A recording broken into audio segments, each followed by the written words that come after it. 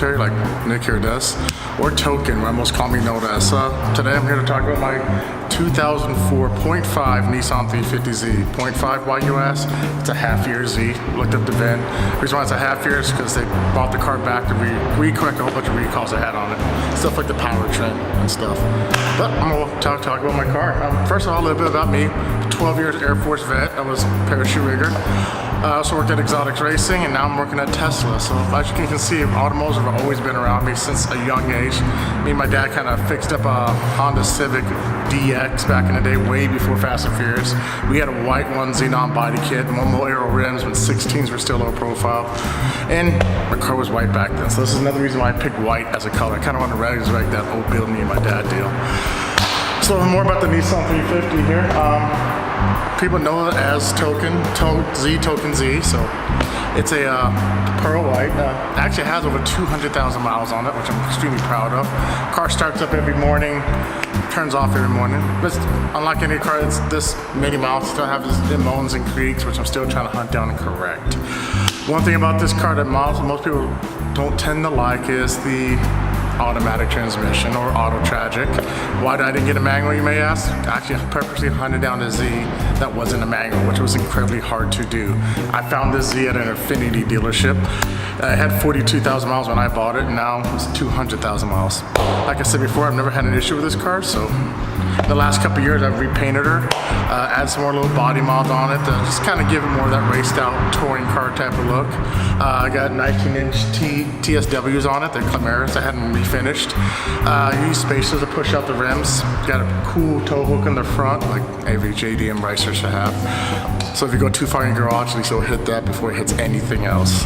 The car actually has a body kit on it, as you can see. It's a replica Nismo body kit. The whole Aspire for the outside was supposed to be Nismo Aspire. As you can see, if you look in the side rocker panels, there are the Nismo, traditional Nismo stripes on them. I didn't put them on the hood like everybody else does, just trying to make them a little different.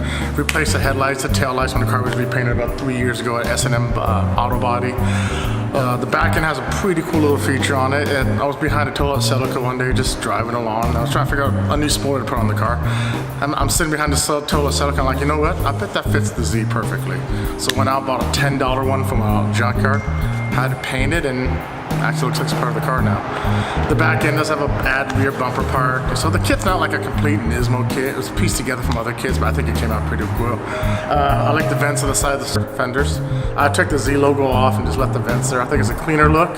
As you can notice, this big giant, heads and tails stick on the car. I'm not like a professional heads and tails coin flip champ or anything. That's actually a t-shirt company. I started with a friend of mine called Micah. The whole idea of the shirt is actually the front part of the car on the front and the rear of the car on the back. Hence the name, Heads and Tails. We just started launching it. We're just still trying to build an inventory. So if you guys got any ideas for t-shirts, just send them my way. I'll put my contact information once we get done at the end of this video. So other mods I've done to the car is the engine bay. Yes, it's just not pretty from the outside. It has a lot on the inside. This car is not forced induction of any kind. It's probably the reason why it stayed 200,000 miles. For some reason, every time you decide to turbocharge or supercharge a Z, it's kind of a ticking time bomb after that. First thing you're gonna notice is carbon fiber. I might went a little crazy with it, but who doesn't like carbon fiber? Everything from the strut bar, the engine cover, even the battery and the brake fluid cover all been changed out with carbon fiber. Guys that helped keep this engine alive are guys like Mike Arista, Lynn Novak, and the guys with Precision Garage. I mean, everybody has had a hand. Friends on the weekend, whoever had a question or a problem with the Z, it's like, this is what brings people together. This is another reason why I love the car. A couple years ago, I was part of a group called 350 Zen. It was a car club we all had. We met like every Wednesday. Probably when I met Nick at one of those nice little meets. I still hang with all those guys to this day. We just don't do the car club as much. A lot of guys moved on. We got other cars, GTRs, Teslas. I think one got an R8. But for some reason, this is a car I've always loved. Ever since when I was stationed in Korea, I saw the first commercial come out on a Super Bowl commercial at 3 in the morning and fell in love with the car after that. Ever since I got it, I actually got the car to a point where I kind of like it now. So I don't have no desire to get anything else in the near future. I'm always talking, we're car guys, we're always going to strive for what we want next. And of course, I want a Nissan GTR someday. Of course, I want a CTS wagon someday. But for now, this is going to work. Right now I drive a Hyundai Azera for a daily, which I'll probably switch out here in the next year or so. Probably get something like a Chevy SS and just keep on trucking. Like I said, it's my passion. something I like to drive on the weekends. Makes me feel, you know, all the problems in the world. As soon as you jump in this car, just see all the dissipate. That sounds like a cheesy Fast and Furious line, but it's the truth. Awesome, man.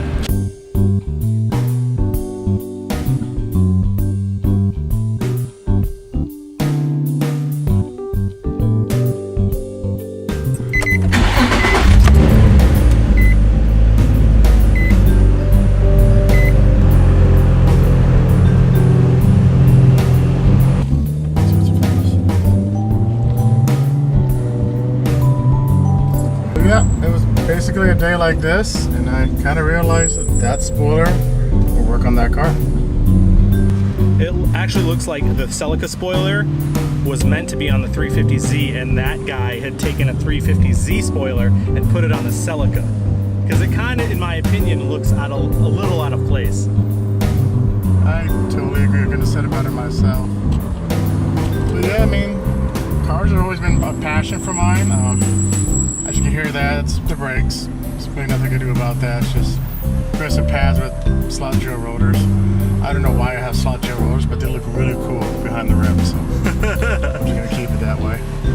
I mean, guys have helped me keep the car the way it is these days. There's guys over at like Ohana Detailing, tow booth really, John, whoever looking for a good under tray, he's probably a good guy to have. He can almost make anything. Like I mentioned before, Lynn Novak, friends for years. I mean, I think he's met his wife through cars. Guys like Mike Arista and Chris Mortson and Mako Jackson, not the real one, this English guy named Mako Jackson. I met some of my best friends through cars. John, my friend John, Wade, Andrew, Nick here.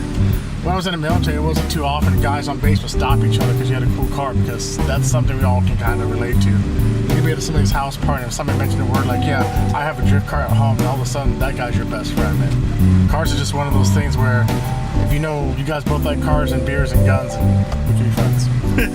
And you also have to be sad, most of the Fast and Furious. And I hate to say it, Tokyo Drift is one of my favorites. Oh, that's my favorite, actually. Yeah. People ask me like why that is. I'm like, half the movie has 350Zs in it. So it's kind of cool to own a car that was in that movie at one point at the same time. I've had this car for about 10 years now. Bought it back in 07. It's kind of hard to believe I had a car for 10 years. I just like the Z's, they still look modern to me. When the 370 came out, I had no desire to get one. I wasn't really too fan of the whole tiger or shark or saber-tooth look on the Z. I know Nissan's supposed to come out with the new Z now. I think they're coming out with the 390Z. I think I'll still represent 350, and I was gonna ask you what happens when this engine blows. I'm like, I'll put another VQ in it. It's one of those engines that lasts forever, and I don't see what the difference is, man. Force induction. It's not like you can street race in open streets. You can, but that's just plain stupid. Go to the drag strip, go to the track, have fun, but sometimes it's just nice to have a car that looks nice you can drive around. Cars have always been more expressive about personality, and it's one of those things where, you know, you can look at something like that. I did that. That was my car. I designed the parts for it. Something you can take a little bit of pride in. And I feel like having a car that lasted this long just shows what type of person you are. Have a car that's 200,000 miles is not an easy task. It's always staying ahead of the maintenance. If something doesn't sound right, replace it. It's not a simple job. It's like, oh, I'll just buy some part, or I'll run it into the ground, or I'll just flip it and buy something else. It's more of a dedication. That's what I got from the military. So if you got a car out there that's slightly falling apart, just stay on top of its maintenance. It's cheaper to replace a part that's about to go out than replace it when it does go out. If you know part guys like Nick here, make sure you get your parts. You stay on top of your maintenance. You'd be amazed how many people neglect oil changes and brake pads and the little stuff like rear diff fluid. And all that's a factor when it comes to these cars.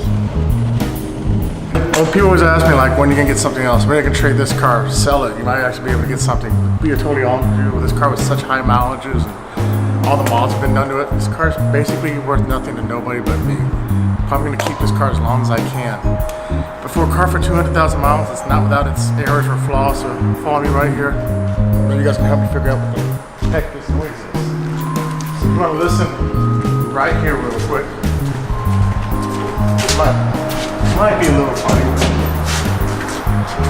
Please tell me what this is.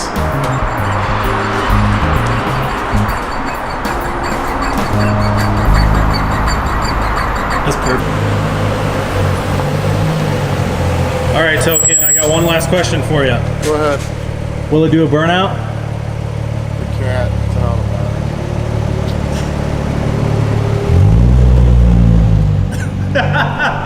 about it.